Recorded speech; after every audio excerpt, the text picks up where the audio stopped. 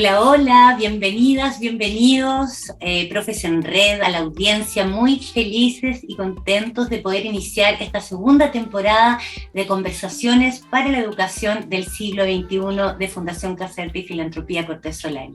Tenemos una invitada muy especial, ya que ella fue nombrada como con un merecido reconocimiento el año 2022.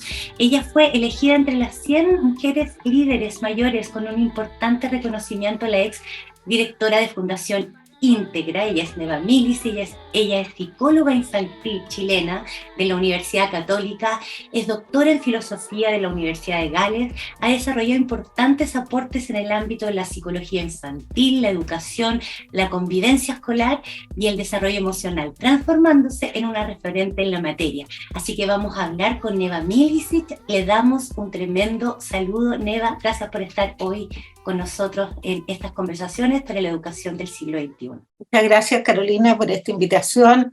Gracias a los profesores por conectarse y por estar siempre pendientes de saber más. También quisiera agradecer a la Fundación Caserta, que hace parte de la filantropía Cortés Solari, por esta invitación a conversar con los profesores. Estoy encantada de estar con ustedes y entonces estoy abierta a tus preguntas, Carolina, a ver qué es lo que estás ahí tramando en, en nuestro vínculo que es reciente, pero que es bien sólido, ¿no? Porque quizás quisiera partir con eso, ¿eh? Quisiera partir que lo más central en la educación emocional son los vínculos, son la forma en que uno se relaciona y la historia de la relación, y los vínculos pueden ser muy nutritivos o pueden ser muy tóxicos. Entonces, alguna vez escribimos un libro hace mucho tiempo sobre clima social escolar, llamamos vínculos nutritivos o vínculos tóxicos, ¿eh? Porque hay que aprender a tener vínculos nutritivos y es cuestión de que todos nosotros imaginemos nuestra infancia y quiénes fueron las personas que nos iluminaron, nos hicieron crecer y que estuvieron al lado y nos acompañaron, y quiénes resultaron personas que de alguna manera nos dañaron, nos obstaculizaron el crecimiento, nos insegurizaron, nos hicieron sentir menoscabados. Entonces, esta concepción no solamente de los vínculos que a mí me favorecen, sino cuáles son la forma en que yo establezco los vínculos para favorecer a los otros, y eso es una cosa que los niños tienen que aprender, que se puede aprender. Me encanta escuchar esta diferenciación entre los vínculos nutritivos y los vínculos tóxicos y poder llevarlo a esto del aprendizaje, porque justamente la red de docentes está desafiada a poder generar otro tipo de vínculos con los estudiantes, ya que los estudiantes hoy son distintos, viven un paradigma acelerado de transformaciones muy profundas en todos los niveles, y los profesores deben acompañar esa transformación, diría yo, a la par con la familia, por la cantidad de horas que permanece un profesor con su grupo curso. Entonces, desde ese lugar y desde esto que tú mencionas respecto a los vínculos nutritivos y los vínculos tóxicos, ¿de qué manera se podría ir instalando esto en esta nueva reconfiguración del rol docente para la educación del siglo XXI? Mira, yo siento que los profesores la tienen bien difícil, ¿no? Porque la verdad es que todos fuimos formados como con teorías del siglo XIX para transitar en el siglo XX, estamos en el siglo XXI y de repente nos encontramos con que mucho de lo que nos hemos aprendido está obsoleto, no nos sirve. Creo que nos va sirviendo haber aprendido a leer y escribir, haber aprendido un poco de matemáticas y haber aprendido a vincularnos con la gente, porque todo lo demás, yo era bien buena para la física, lo que aprendí de física no tiene nada que ver y quedó todo obsoleto. Lo que aprendí en la universidad sobre el sistema nervioso central está completamente pasado de moda. Y, y uno dice, bueno, realmente los profesores están complicados con la relación emocional. Hoy día escuchamos que en España un chico acuchilló a 5 personas, o sea, estamos en unos niveles de violencia porque los niños han tenido muchas carencias emocionales. han tenido pocos vínculos afectivos. Nos encontramos en América Latina con altos niveles de maltrato, con altos niveles de negligencia paterna y también materna, pero más paterna, muchos padres definitivamente ausentes, nociones de autoridad, por lo tanto, que están tremendamente cuestionadas, porque si tú has sido maltratado, si tú has sido, como dicen los niños, ninguneado, ¿no es cierto?, que nadie te pescó, la verdad es que es muy difícil que tengas unos niveles de estabilidad emocional que te permitan vincularte bien, ¿no? Y yo creo que también es una sociedad que desde el punto de vista de las políticas públicas no ha tomado conciencia de lo importante que es la educación. Fíjate que tenemos cada vez menos niños, nacen menos niños, y no tomamos conciencia que tenemos que tener más presupuesto para la educación. Que las salas de clases les pedimos a los profesores cada vez más que integren niños con dificultades educativas especiales, y eso es una tremenda demanda para el profesor. Entonces tenemos también altos niveles de desgaste profesional, ¿ya?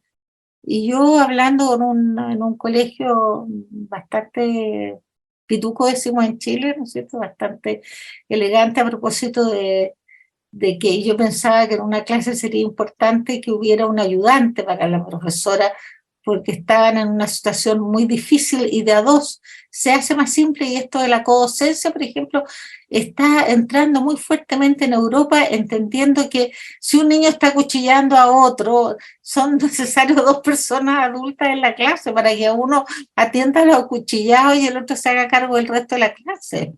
Que alguien tome para fortalecer a los profesores. Y me decían, no, eso es muy caro. Sí, yo sé que es caro, pero la educación es muy importante y cada peso que tú inviertes en educación lo recuperas o no lo gastas después en términos de salud mental. Entonces, entender que los profesores son la pieza central de la educación, que hay que fortalecer a los profesores con técnicas y herramientas, pero también hay que fortalecerlo desde la propia formación emocional. Nos están pidiendo que hagamos formación emocional y ninguno de los currículum de hace 2 años atrás tenía la cátedra de formación emocional. Entonces, tenemos que hacerlo ¿cómo? Es un gran dilema, porque por un lado tenemos estas situaciones de violencia que no solo suceden en Chile, a nivel global hay índices muy altos de violencia escolar. Tenemos un profesor que fue formado con metodologías del siglo XVIII y que se enfrenta a estudiantes del siglo XXI, o sea, otro dilema más. La pandemia agudizó también todos los dilemas previos a la pandemia, o sea, exacerbó todo lo que pudiéramos abordar. Y hoy estamos en un post-pandemia con un tremendo desafío que nos invita, y ahí quiero citar una de tus frases que me encantó, nos invita a esta necesidad de repensar el vínculo profesor-estudiante desde la psicología positiva, procurando el bienestar y centrándose en las fortalezas de los niños, donde seamos capaces de mirar sus talentos y les demos un nicho ecológico. Esta frase la encontré... ¿De dónde sacaste esa frase tú? La saqué de un montón de libros. Un montón de libros que has publicado, la encontré tan inspiradora y tan analógica a lo que nosotros también estamos promoviendo desde lo que visiona Francisca Cortés Solari, que es nuestra presidenta y fundadora. Entonces dije, aquí hay algo que no solo estamos viendo nosotros, está viendo Neda y muchos más. Entonces, ¿de qué manera en este bloque propositivo impulsamos esta nueva forma de abordar la educación, entendiendo que eso requiere una inversión y que requiere también una apuesta de la sociedad a ser parte de esta nueva educación, porque también está muy delegado al tema colegio, docente, y partamos de la educación en la familia, etcétera, de la educación en las calles, de cómo nos saludamos, cómo nos despedimos, cómo decimos gracias a algo. Creemos nosotros fervientemente que ahí hay un tema. ¿Cómo lo ves tú desde tu experiencia, que es bastante nueva en este ámbito? Bueno, mira, nosotros hacía tiempo veníamos hablando de la importancia de la educación emocional con pocos resultados, ¿eh? Porque no nos decían cosas como, a ver, Nea, pero tú sabes tanto de lectura, a mí me miden por el simple, ¿por qué no nos hacen mejor un curso de lectura? O sea, no, porque la verdad es que si no hay bienestar emocional, no hay aprendizaje posible.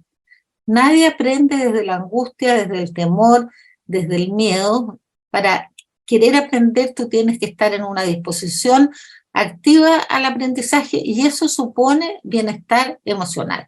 Yo diría que eso es y después después tuvimos muchos intentos y algunas fueron más exitosos que otros, pero llegó la neurociencia a mostrarnos con evidencia científica irrebatible que toda acción educativa construye cerebro y que cuando tú retas a alguien y lo gritoneas, ¿no es cierto?, o chillas como chillamos muchas veces las mamás, la verdad es que se activa la zona de la agresión, se activa la zona del miedo, se activa la zona... Si tú eres amable, sonriente, cariñosa, afectuosa, se incentivan, se estimulan las zonas de las emociones positivas, de la alegría, del bienestar, de la conexión con otro. Y este es un proceso biológico, orientado desde una conducta psicológica, ¿ya? Entonces, lo que uno hace, a mí esa frase me hace mucho sentido, y es una frase de Siegel que dice que toda acción educativa construye cerebro, pero también toda acción educativa construye imagen personal. Lo que un niño se dice de sí mismo tiene que ver con que los otros le dicen de sí mismo. Entonces, si la educación puede ser igual para todos, porque todos los niños son distintos, y por eso que yo hablo del nicho ecológico, porque si tú tienes talento para las matemáticas, vas a necesitar más estimulación y te lo vas a disfrutar, y si en cambio tienes talento literario, te vas a disfrutar más lo otro. Entonces uno tiene que mirar en lo que decía Robinson al niño y ver cuál es su elemento, qué es lo que lo caracteriza. Yo veo ahí atrás tuyo una batería, entonces me imagino que este es un niño que tú tienes algún niño que le gusta mucho la música y que cuando no está bien y quiere estar bien va a tocar música, ¿ya? Porque uno, para estar bien, y es muy importante para los profesores también, para ellos y para los niños, saber qué a uno lo pone bien y qué a uno lo pone mal. Aquello que uno lo pone mal hay que tratar de... A veces no queda más remedio, alguien puede odiar las matemáticas, pero va a tener que tomar un poco esa medicina, pero tomarlo de una buena manera, de tal manera que vaya mejorando su actitud frente a la... Entonces, poder reconocer y que el niño encuentre en el ambiente escolar. ¿Y qué es el niño? El niño es juego, el niño es movimiento. De los mejores consejos que me dio a mí un profesor me dijo, mira, Nea, todo esto que tú dices es muy interesante, pero lo que yo hago es que cuando los niños están insoportables y ya empiezo a gritar mucho, le digo, niños, vayan a correr 10 minutos y vuelvan. De otra manera, porque el niño es movimiento. No puede ser que no. Ay, el otro día escuchaba de un niño que lo habían amarrado en la clase, no puede ser. Entonces uno dice, bueno, saber que los niños, cuando tú le preguntas a un niño, ¿qué es lo que más te gusta a ti? Te dice, jugar. Pero ¿qué otra cosa te gusta? Jugar al luche. ¿Ya? ¿Y qué otra cosa te gusta jugar? Me gusta jugar a la pelota. ¿Y qué otra cosa te gusta hacer? Jugar. ¿Y jugar a qué? ¿Ah? Y si uno mira los recuerdos infantiles de cada uno de nosotros, uno tiene un cariño especial por la gente que lo ayudó a jugar y que lo ayudó a sentirse exitoso en las tareas que aprendía.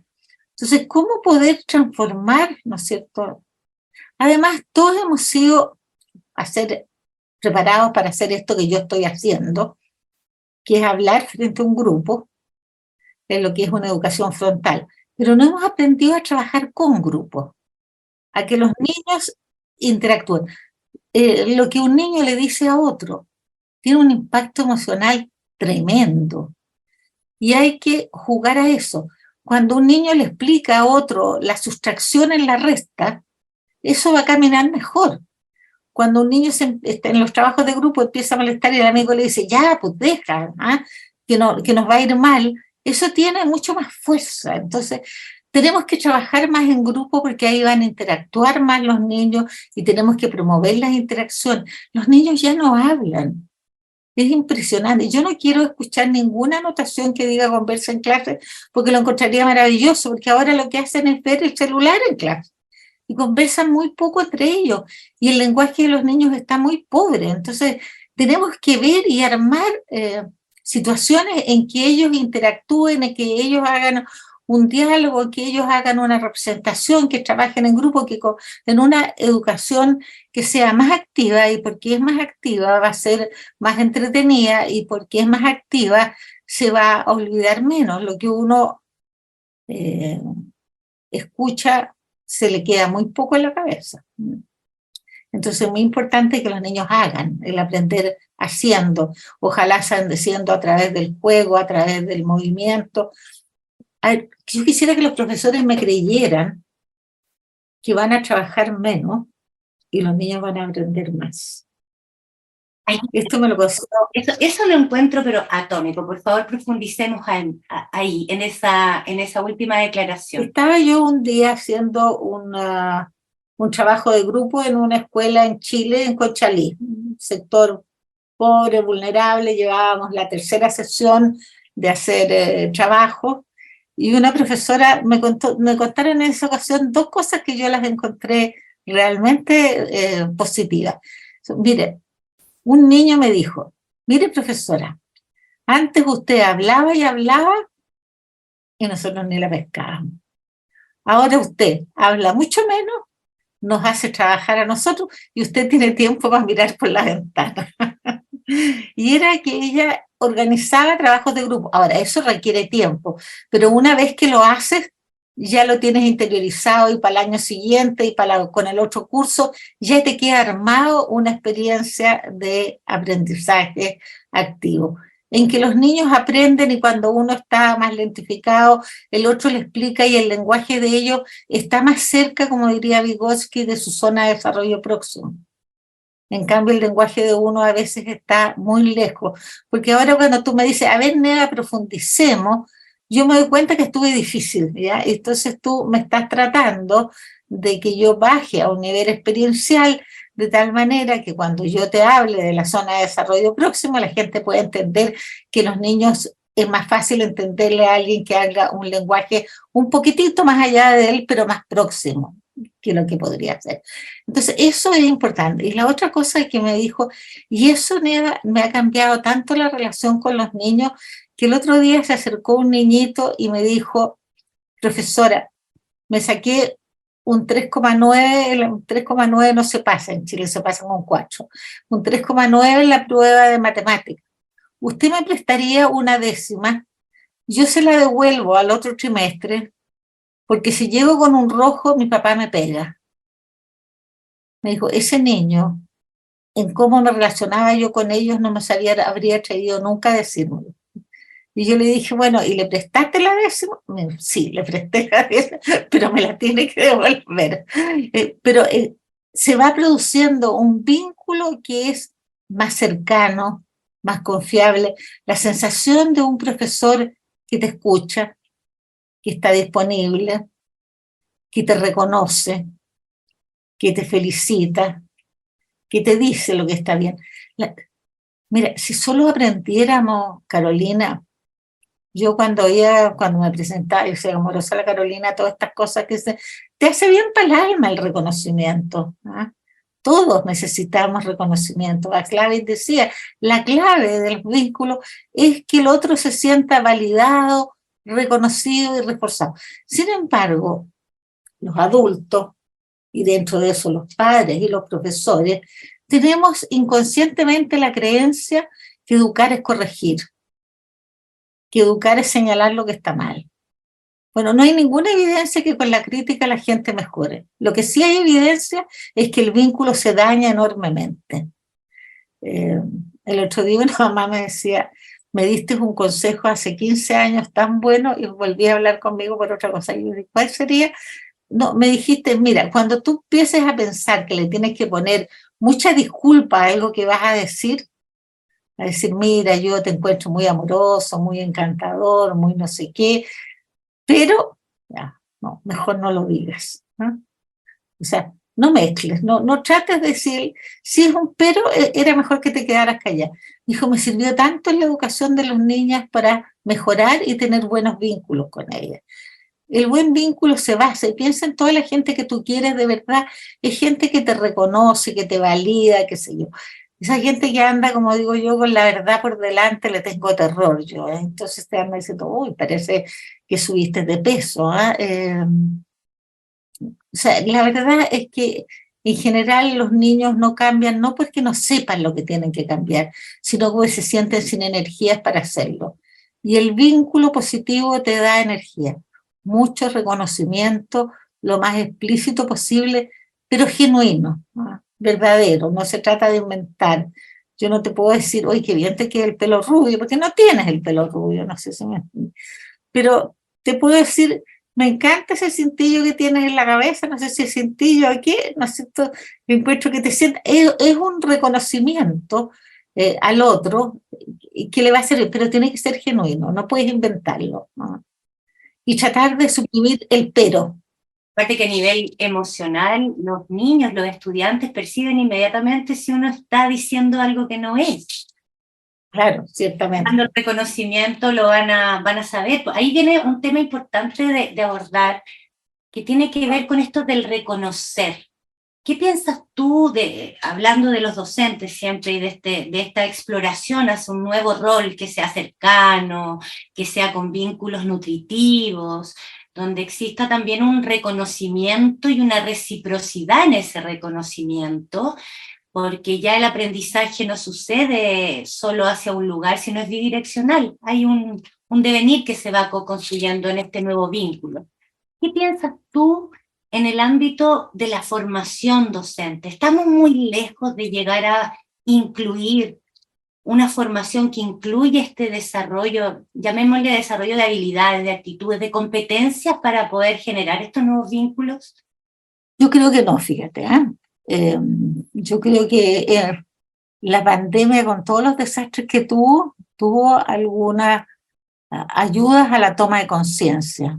A mí me impresiona con el tema de la educación emocional, que te juro que la gente era súper resistente y ahora parece como el gran boom, ¿eh?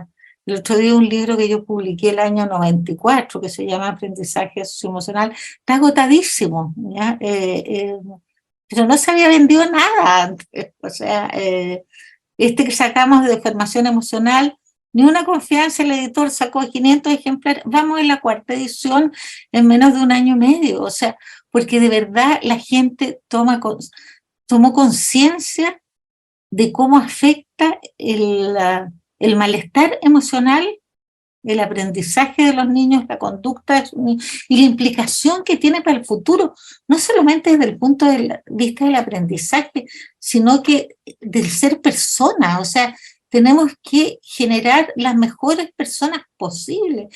Estamos en una sociedad que es muy enferma. ¿Tú te habrías imaginado, Carolina, que íbamos a estar, después de haber pasado lo feroz que fue la Segunda Guerra Mundial, al borde de una tercera por la estupidez humana? Johari dice, hay un factor que uno no puede contar cuando le preguntaban qué cosas habría que hacer para que la historia cambie. O sea, hay un factor con el que no podemos contar, que es la estupidez humana, que no lo podemos controlar. Pero la estupidez humana en el fondo es falta de inteligencia emocional. Entonces yo creo que hay conciencia creciente de la educación emocional. Ahora, pasar a las acciones, a las políticas públicas. Además, no es tan difícil, ¿no? O sea, a mí me impresiona cómo la gente se equivoca en cosas tan fáciles o tiene carencias en cosas que tan fáciles. Cuando de repente los niños me cuentan cosas que les suceden en el colegio, yo digo, pero ¿cómo? O sea, si no era tan difícil, ¿no? No era tan difícil haberse quedado callado, ¿no? Uno nunca puede decir mentiras, pero sí puede callar. No tiene para qué decirle una pachotada o una pesadez a un niño o destruirlo en público. El freno, ¿eh? La autorregulación, pensarse que lo que yo hago va a beneficiar al otro, va a beneficiar nuestra relación o la va a dañar. Y entonces me freno, pero además hago cosas para que beneficie la relación. Entonces, cuando yo hago algo que beneficia la relación, muy posiblemente tú de vuelta vas a hacer algo para mí. Tú no vas a hacer las cosas por interés, pero hay una cosa que es la reciprocidad. Y la reciprocidad se da para el bien y se da para el mal. Y no hay enemigos chicos, ¿ya? Si yo hago una tropelía a alguien muy pequeño, ese alguien puede ponerse en el Google a inventar una bomba atómica y no le va a costar nada mandarme una bomba atómica, ¿ya? Y si yo hago algo positivo por alguien, ese alguien lo va a agradecer. Entonces, entender. Y en ese sentido, por ejemplo, la literatura infantil es un poderoso instrumento para desarrollar la conciencia emocional y la conciencia de que tus acciones tienen que ver. Un libro que escribimos nosotros que se llama Un oso enojoso, por ejemplo, y que entonces el oso enojoso siempre andaba de mal humor y echaba a perder hasta lo mejor de la fiesta, y como en todo libro un poco mentiroso, los niños, el oso se transforma en un oso bastante amoroso, en un paseo por el bosque con una tortuga, ¿no? Ese libro los niños dicen, "¡Ah! Yo a veces soy como ese enojoso, Neda", ¿no? Y otro libro que en el mismo estilo es Un oso demoroso, que es un oso más lento, un poco más lerdo y qué sé yo, y cómo los compañeros empiezan a aprender a valorarlo. Esta sensación de que los niños tienen que tener, que sus habilidades sociales son eso, son la capacidad de validar al otro, de ponerse la conciencia del otro. Somos la única especie que es capaz de tomar conciencia que lo que yo te hago te afecta y que tu mente es distinta que la mía. Y eso es importante, ¿no? O sea, yo siento que poder leer con los niños y hacer que hagan un póster, que hagan un cuento, que en grupo lo conversen, porque no se trata solamente de leer, sino que se trata como de elaborar la información, de conversarla, en fin, ¿no es cierto? Como había otro que le pusimos el lunes otra vez, ¿ya? Entonces, ¿cómo uno puede partir el lunes con una mirada de wow, guácale, ¿no? O decir, La gratitud, por ejemplo. bueno, hay un libro maravilloso del Phil de Vigan que se llama Gratitudes y otro que se llama Lealtad. Para los profesores se los recomiendo. Un maravilloso libro, bastante corto, de una francesa. Son dos virtudes tan fundamentales, la gratitud y la lealtad, ¿ah? Ningún sistema funciona sin lealtad. Y tiene otro que tiene harto que ver con los medios de la misma autora, no son de psicología, son de literatura, que se llaman Los Reyes de la Casa, que en el fondo tiene que ver con los riesgos que las redes tienen para los niños, que yo creo que una parte importante de lo mal que estamos tiene que ver con las redes sociales. Nosotros no sabemos por qué calles andan nuestros niños. Antes nos preocupábamos si andaban con calles con mucho tráfico, poco tráfico, pero ahora en las carreteras virtuales se pueden encontrar con un pedófilo, se pueden encontrar con un exhibicionista, se pueden encontrar con uno que les enseña a ser agresivo, se pueden encontrar con muchas cosas. Se pueden enseñar con quien les vende droga. O sea, las redes han hecho un lugar sin ley, está abierto. La verdad que sí, hay un riesgo grande en ese tema, especialmente para la primera infancia. Hoy para los adolescentes, yo siempre digo, el teléfono tiene que dormir en la pieza de los padres, los computadores también, porque si no los niños se quedan hasta las 4 de la mañana whatsappeando, vagabundeando por la red, al otro día andan muertos de sueño. El sueño es muy importante en la regulación del cerebro. Se secretan muchas toxinas en el día y en el sueño tú las botas. Entonces un niño que no bota las toxinas va a estar un niño intoxicado y no va a poder aprender al otro día, pero además va a haber aprendido un montón de idioteces en la noche, ¿no? Entonces, eso hay que alertar acerca de los niños.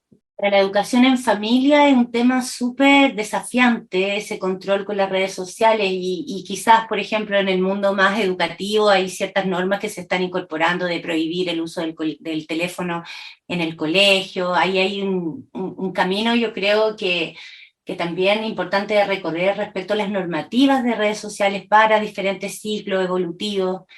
Pero volviendo al tema nuestro y haciendo como una bajada desde el mito y realidad, hay una frase también que encontré tuya que me gustó, esto de hacer sinergia entre lo emocional y lo cognitivo, y me quedo dando vuelta y te quiero preguntar, aprovechando ya los últimos minutos de nuestra conversación, ¿es posible separar lo emocional de lo cognitivo? No,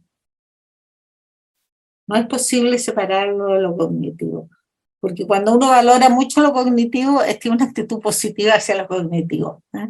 Y porque además lo cognitivo, y es bueno que así sea, puede iluminar las emociones, y las emociones, así que alguien decía muy fácilmente, hay que ponerle corazón a la cabeza y cabeza al corazón, ¿ya? Cuando, Pero tienen que estar unidos. pero tienen que estar unidos, tienen que andar de la mano, la cabeza y el corazón. Exactamente, tiene que haber una comunión entre la cabeza y el corazón. Y ese es un tema súper también relevante en estos tiempos. Recordemos que por lo menos yo vengo de una formación donde se premiaba lo cognitivo y lo emocional se trataba de anular dentro del espacio de aula, la familia, incluso con temas de género. Entonces hoy en día es un poco sorprendente en este ámbito de la educación socioemocional esto de alfabetizarnos, de trabajar la autorregulación emocional, de promover el bienestar también en el aula, que nosotros a veces llamamos al aula la trinchera. Entonces, hay una discusión súper interesante que se está gestando de algo que tú llevas ya toda una historia, trabajando en el ámbito de la educación socioemocional y que nos puede llevar quizás también a dar pie en falso. Por eso te hago la pregunta de la emoción y la cognición, porque se ha dado tanta efervescencia al tema emocional que a veces se deja de lado, que está totalmente vinculado a lo cognitivo, y que cada Pero de emoción... hecho, entender, ¿verdad?, cómo funciona el sistema emocional es un paso, es una cognición acerca, ¿no? Cuando los niños y los profesores aprenden del secuestro emocional, ¿ya?, que es cuando la amígdala se sobreestimula y la gente se va a negro y le deja de funcionar las funciones superiores y se ponen como locos de patio. Entonces eso se llama secuestro emocional. Pero también hay una bajada desde de los rasgos frontales hacia abajo, que es la que te lleva al control. La autorregulación muchas veces es un problema estrictamente cognitivo. Por ejemplo, si tú aprendes a respirar cuando te ofusca en 4 y mantener en 4 y botar en 4, vas a oxigenar tus lóbulos frontales y vas a recuperar la regulación emocional. Si no, vas a estar en negro y no vas a poder hacer ninguna acción con la cordura suficiente. Entonces, aprender que el cerebro necesita oxígeno y que cuando tú te ofuscas empiezas a respirar cortito y el cerebro no se oxigena lo suficiente y entonces haces pura tontería. A dejar, cuando aprendes conceptos como el frenar y acelerar, que algunos necesitamos en la vida frenar, otros acelerar, es un proceso cognitivo que te ayuda al control emocional. Y el control emocional te ayuda a aprender mejor. Entonces, son cosas que van de la mano. Esto no es una educación almibarada, es una educación es una pedagogía basada en la evidencia de que las emociones aportan y que las emociones obstaculizan para el aprendizaje. Y eso pasa por una toma de conciencia. Y tú preguntabas si falta mucho. Yo creo que no, pero hay mucha desidia, ¿no? Porque igual podríamos hacer formación en línea para los profesores. Yo pienso que es necesario tener una biblioteca emocional en los colegios para que los niños aprendan. Los profesores se están formando ellos mismos. Fíjate que hay una red de colegios que usó información emocional, sabiendo que los profesores de pronto no tienen tanto tiempo para leer. Este libro fue escrito en capítulos discontinuos, en que tú puedes leer un capítulo y no leer el otro. Pero ellos por su cuenta armaron un club de lectura y cada 2 profesores, creo, leían un capítulo y lo armaban para presentárselo a los otros, lo discutían en grupo y en la otra semana tocaba otro, así, como un club de lectura, entendiendo que había un tema que no tenía formación. Entonces, ya ¿Cómo formar personas? La resiliencia, por ejemplo, que es una cuestión importante en educación. Nosotros sabemos que tenemos que formar personalidades resilientes, ¿ya? ¿Por qué? Porque todavía, por fácil que sea, hay crisis, hay dolor, hay pérdidas, hay muerte, hay enfermedades, y la gente tiene que aprender a transitar por la adversidad sin destruirse. Y eso es un concepto, pero es una emoción también. Hay un desarrollo emocional que se necesita para que la gente sea como el junco que se puede agachar en la Esta historia. adversidad para sobrevivir. ¿Ah? La historia es preciosa, la del junco, la recomendamos porque nosotros la contamos en Profes en Red, la del junco con el roble, en una tormenta, es preciosa, justo para abordar el tema de la resiliencia. Me encanta que la traigas. Cuéntanos, Neva, en estos últimos minutos acerca del aporte que pueden obtener los profesores, especialmente el profe Enreda, que aprovechamos de mandarle un tremendo saludo, un abrazo. Aquí estamos trabajando para todas y todos, los profes que se han desafiado a aportar un granito de arena a esta nueva educación. Vamos que se puede, sabemos que es difícil, pero como dice Neva, en red es más rápido, se puede trabajar el bienestar, podemos compartir y podemos navegar en conjunto hacia este nuevo paradigma. En vez de estar solo en el aula, podemos estar en una red. Hay un libro que por eso nos conocimos, Formación Emocional en Entornos Educativos, y me gustaría darte el espacio, Neva, para que nos puedas contar dónde encontrarlo, de qué manera este libro es un aporte para esta comunidad de profes en red. Como dice una amiga mía, lo que no está en Busca Libre no existe. Ojalá lo pudieran encontrar en las librerías, yo adoro las librerías, pero la verdad que raramente se encuentra en las librerías, ¿eh? Pero en Busca Libre se encuentra también, se encuentra en la SM, en la tienda de la SM y lo mandan rápido el libro. Ahora, lo ideal no es un libro barato, lo ideal es que los colegios la tengan, que en cada colegio hubieran 1, 2 o 3 ejemplares. Lo que tiene este libro es que tomamos lo que considerábamos nosotros, podemos estar equivocados, las 13 áreas más importantes de la educación emocional. Primero, la importancia de tener un paradigma, de saber qué es, cómo es, porque un marco teórico te ayuda a bajar a la realidad, ¿ya? Y cuando estás en crisis puedes hacerlo. Entonces tenemos un capítulo de autoestima, un capítulo de resiliencia, un capítulo de tecnología, y todo eso en vinculación emocional con ejercicios, pero además con una bibliografía para el profesor, pero libros para los niños, películas para los niños, porque los recursos educativos son súper fundamentales para aumentar las sensibilidades del niño desde el punto de vista emocional. Probablemente muchos de los profesores acá habrán visto, a lo mejor lo han visto en alguna de las charlas, algún video como el caso de Lorenzo, por ejemplo, ¿eh? Que es el caso de un niño que tenía un caso y que se le dificultaba mucho la vida. Ese yo lo recomiendo para cada vez que uno va a hacer una inclusión de un niño con necesidades educativas especiales, antes que el niño entre, pasarlo, porque es muy artístico, porque la sensibilidad está muy ligada a la imagen, porque la imagen...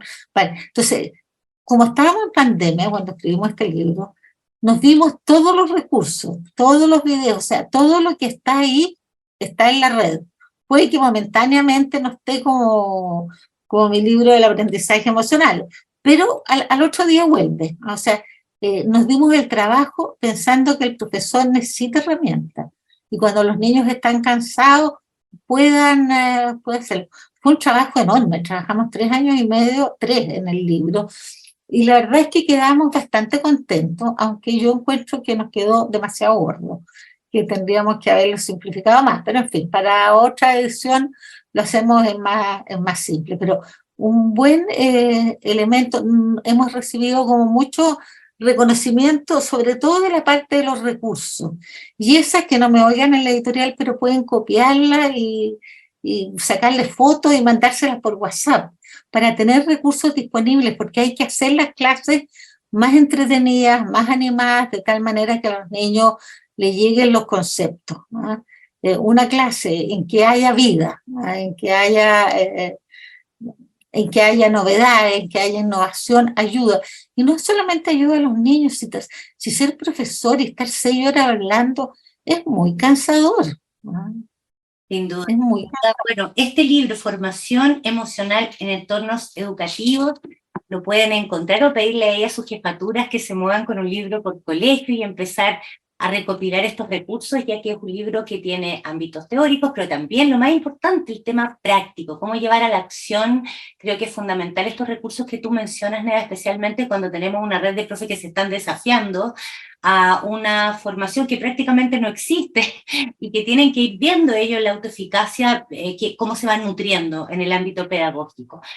Así que, pucha, que seguiría conversando muchas horas contigo, Neva, qué interesante. Gracias por darte este tiempo tan amoroso de hablar de conciencia en educación socioemocional, darnos cuenta que es un tema tan necesario hoy en día y que tú llevas tanto tiempo promoviendo y difundiendo a través de tus libros y tus acciones. Te enviamos nuestras felicitaciones de parte de Fundación Caserta, de Filantropía Cortés Solar, y sin duda nuestra fundadora está muy contenta de en algún momento conocerse y poder ver de qué manera seguimos hacia adelante ahí todos propagando que este cambio de paradigma en educación, que es tan fundamental, suceda ya.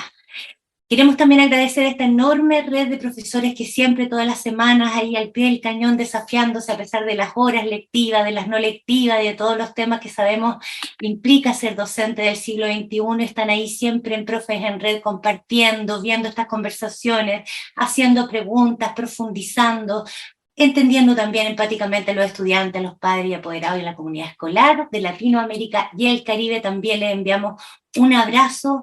Quiero darte la última instancia, Neda, porque siempre cerramos con el invitado un mensaje directo a los profes en red ahí de fuerza para que podamos cerrar. Te lo agradecería. Bueno, recordar que las dos competencias emocionales básicas son la empatía y la autorregulación. Y eso significa ponerse en los zapatos de los alumnos y enseñarle a los alumnos a ponerse en los zapatos de los otros, ¿no? Y eso es muy fácil a través de un reflejo. Uno puede olvidar muchas cosas, pero uno nunca olvida las cosas buenas o las cosas malas que han dicho de uno, ¿no? Desarrollar la empatía en la sala de clase y desarrollar la propia empatía para ser acogedor, para saber reconocer. Y la autorregulación, que es bien complementaria, porque es necesario aprender a callar, aprender a decir, aprender cómo decirlo. Es decir, la autorregulación tiene que ver con aprender a gestionar las emociones. Y entonces un niño dice, estoy muy enojado, legítimo, pero no le puedes pegar a nadie. O sea, busquemos qué manera podemos hacer para expresar la rabia sin destruir al otro, ¿no? Para cambiar las cosas. Está bien, entonces acuérdense de la empatía, de la autorregulación. Y busquen y vean materiales y vuelvan a ver. Yo antes de hacer esta charla me escuché 5 de las conferencias, no, 4 de las conferencias que mandaste. Hay una que no me alcanzó el tiempo, pero la voy a escuchar. Uno siempre aprende, ¿no? Siempre es posible aprender un poco más. Y para los niños que están empezando, hay mucho que aprender y a los niños les encanta aprender.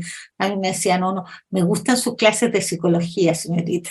Los niños que estaba enseñando cómo aprender a leer, enseñarle a leer a otros niños. Bueno, que tengan una muy buena tarde. Gracias, Carolina. Ha sido muy encantadora y muy amorosa, ¿no? Gracias a ti, Neda, un honor conversar contigo y gracias a todos por acompañarnos. Recuerden suscribirse en nuestro canal de YouTube. Tenemos una amplia gama de conversaciones tan importantes y nutritivas como la que acabamos de tener con Neva Milicic. Un fuerte abrazo y nos vemos en un próximo capítulo de Conversaciones para la Educación del siglo XXI. Nos vemos.